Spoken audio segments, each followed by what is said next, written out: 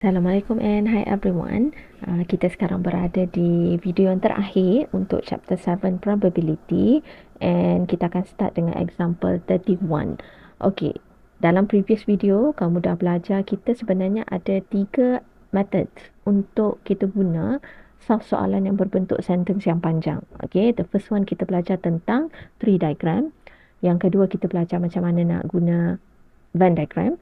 And untuk video yang ini, the last one ataupun method yang terakhir adalah kita nak pakai contingency table.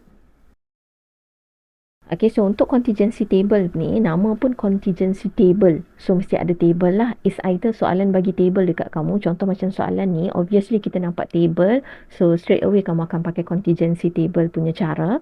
Ataupun kadang-kadang soalannya just fully sentence. Kamu kena generate table tu sendiri. Okay, pun boleh. Alright, soalan yang berbentuk table ni biasanya dia hanya melibatkan nombor sahaja. And normally nombornya tu nombor yang agak besar nilai. Okay, contoh kalau kita tengok dekat sini, the following table shows the number of graduates from 3 local universities in 3 major fields. Okay, so kita ada university and then kita ada course. Math, statistic and computer. Okay, so now apa yang kita kena buat dengan contingency table adalah first of all, kamu mesti kira total. Okay, nak kira total dekat mana? Kira total dekat sini dulu and then kira total dekat bawah ni. Okay, so kita akan kira total. First kita kira total yang ni dulu. Yang ini adalah total untuk pelajar UKM. Okey, kita ada 80, 50 tambah 30. So, total pelajar untuk UKM kita ada 160 pelajar. Letak total dia dekat situ. Okay, next, total pelajar untuk UPM. Okay, kamu tambah semua tu, kita akan ada 155. And then the last one, total pelajar untuk University USM, kita ada 135. Okey, ini adalah total pelajar mengikut universiti. Now, kita nak totalkan pelajar mengikut dia punya course. Okey, so kita akan total up macam ni ke bawah. Okey, so kita total up bilangan pelajar yang ambil maths untuk semua universiti. So, kalau kamu total, kamu akan dapat dekat sini 170. And then total up untuk pelajar yang ambil statistik daripada 3 universiti ni, kita ada 185. And the last one kita ada total pelajar yang ambil course komputer daripada ketiga-tiga uni, kita ada 95. Okay, and then yang paling penting, kamu akan total up bahagian sini dan total up juga bahagian sini. Maksud madam, total up semua ini akan jumpa nilai 450. Dan kalau kamu total up bahagian sini pun masih akan dapat nilai 450. Mesti sama. Total up bahagian sini dan bahagian sini mesti dapat 450. So, 450 is the total number of student yang terlibat dalam kita punya table ini. Okay. Untuk contingency table, yang penting adalah kamu faham dekat mana nak cari bilangan dalam table ni. Okay, contoh kita tengok kepada soalan A. Okay, soalan A minta kita calculate the probability that a graduate is selected from UKM. Okay, so kita nak pilih calon graduate daripada UKM sahaja. Okay, so kamu nak kena baca information yang dari UKM saja. So, kalau kita nak cari probability pelajar tu dari UKM, dia mestilah E. Event kita adalah kita mencari graduate from UKM. So, kalau graduate from UKM, macam biasa, apply formula probability, kita ada N event divided by N sample space. So, event kita nak pelajar yang graduate dari UKM. So, UKM, kita ada total bilangan pelajar dia adalah sebanyak 160. Divided by total sample kita adalah yang ni. Jumlah pelajar kita, which is 450. So, this is what equals to 16/45.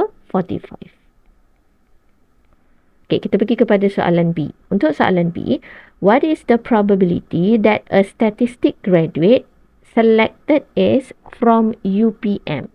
Okay, kita nak cari probability kalau kita punya pelajar yang kita pilih tu, dia mesti ambil statistik and daripada UPM.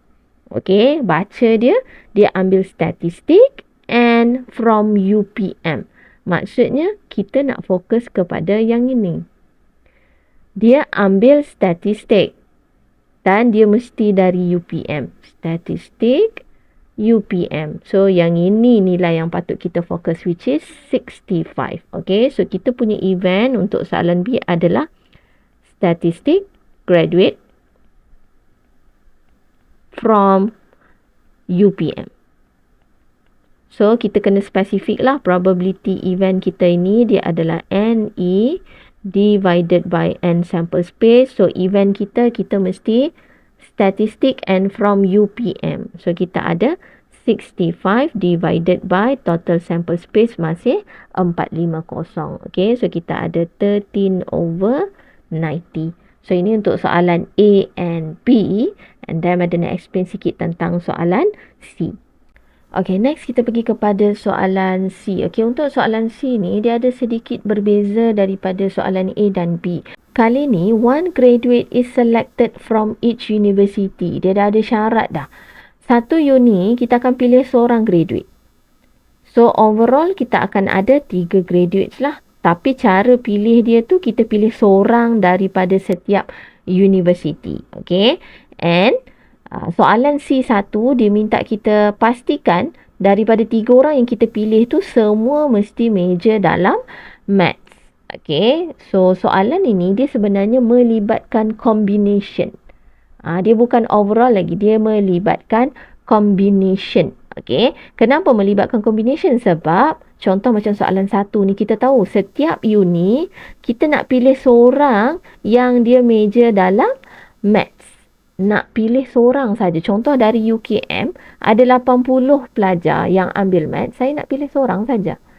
Itu maksud dia. So kita dah melibatkan combination. So kalau kamu masih ingat tentang combination, nak kira probability yang melibatkan combination ni, kita akan pakai formula PE equals to NE divided by NS. Dan madam always suruh kamu cari NS dahulu. Di mana NS ni adalah kita punya number of sample space without any condition. Tanpa sebarang syarat. Okay. Syarat soalan ni adalah pilih seorang daripada setiap universiti. Tapi untuk NS, tak ada syarat apa-apa. Total mesti pilih 3 orang, tapi pilih sahajalah daripada total 450 pelajar ni. Okay, so NS dia adalah daripada 450, kita cuma choose 3 orang. Okay, so 450C3 akan bagi kita nilai 15086,400. Ini untuk NS kita. Now kita nak cari N untuk event kita. Okay, apakah kita punya event? Event kita adalah each uni mesti ada one math graduate dipilih.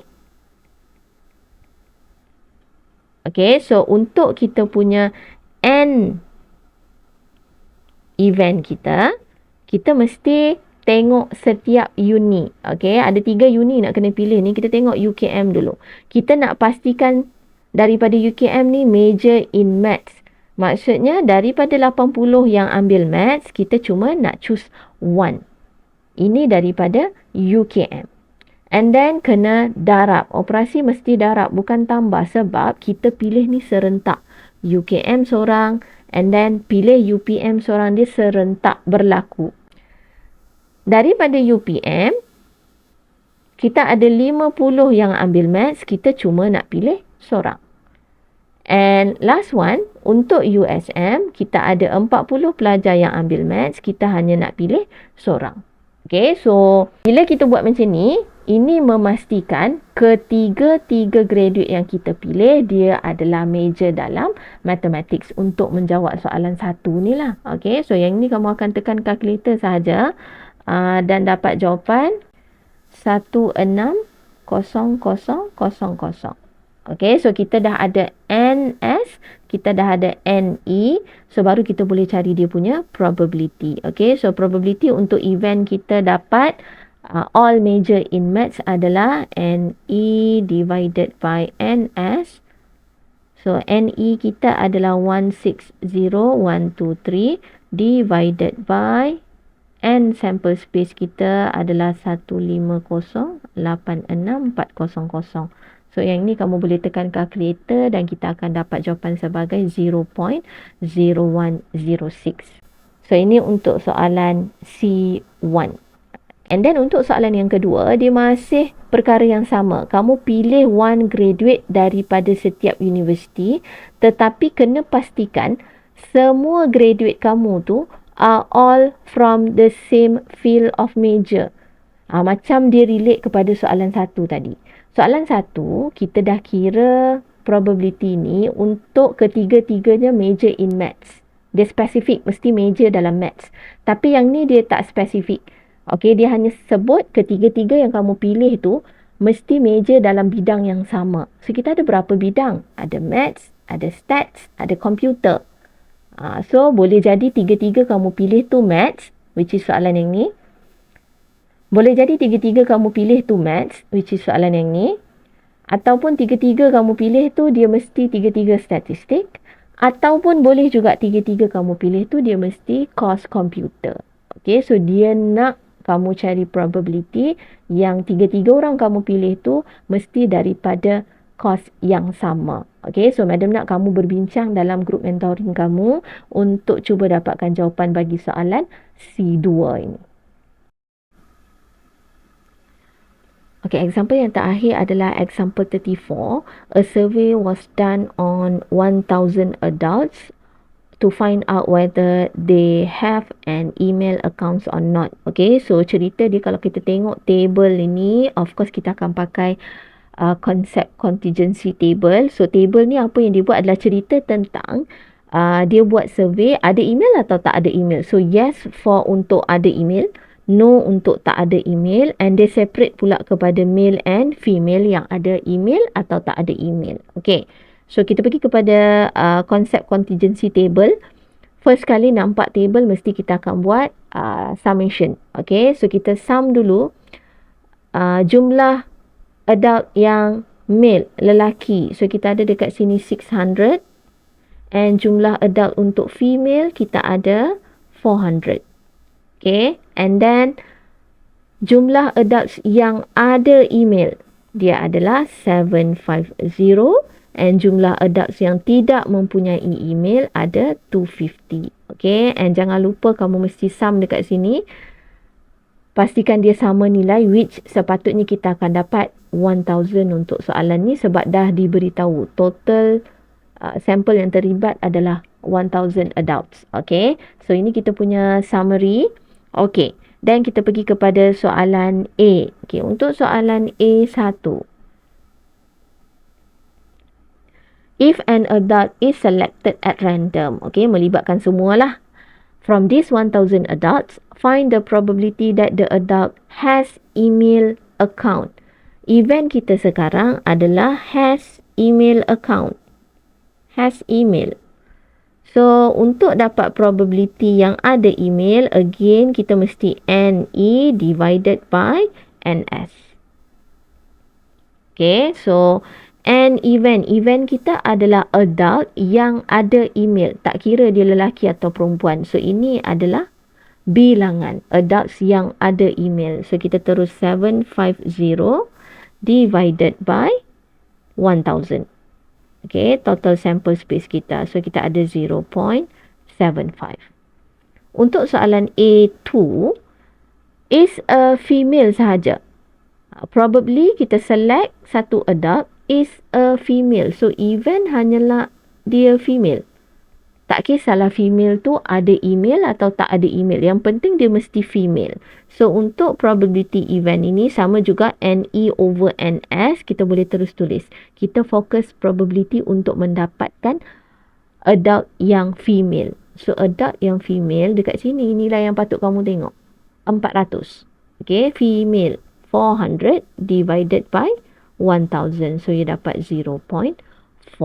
Okay. And then, kita pergi soalan yang ketiga. Okay. Untuk soalan ketiga ni, probability adult is selected has no email. Okay. Eventnya no email. Given that. Okay, highlight perkataan given that. Kamu tahu given that ni merujuk kepada case conditional probability. Palang. Okay. No email, palang, adult is a male. Okay, so kalau email kita letak E, boleh letak simbol E. Kalau no email, kamu boleh buat macam ni, E prime. No email. Palang dengan dia mesti male. Ini probability yang kita nak cari untuk soalan ketiga ni. Kita nak cari probability no email given that the adult is a male. Okay, and then baru apply formula. Probability E prime intersect M divided by probability male.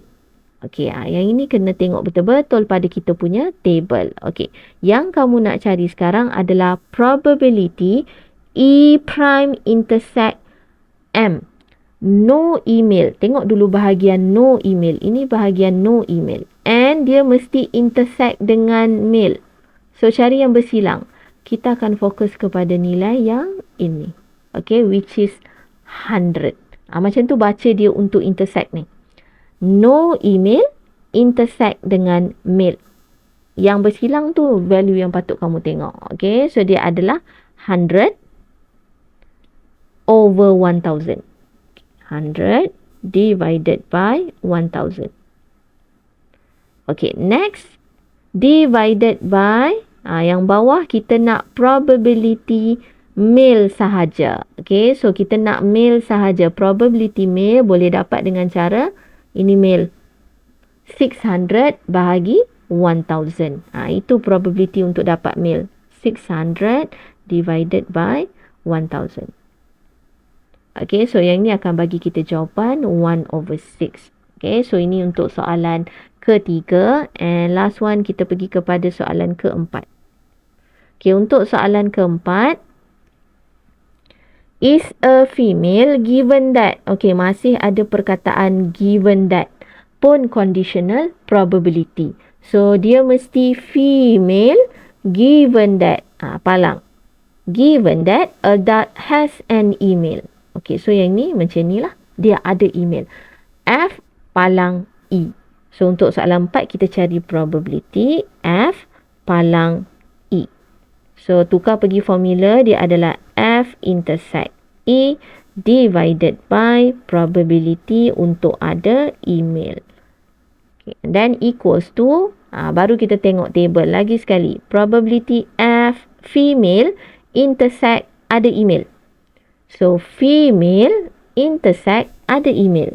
So, yang bersilang ni yang kamu baca. Dia adalah 250 over 1000. So, untuk yang atas ni, 250 divided by 1000. Ini untuk probability F intersect E.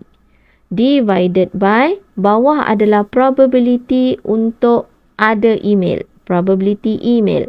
So, probability untuk email ini yes untuk ada email. 750 divided by 1000.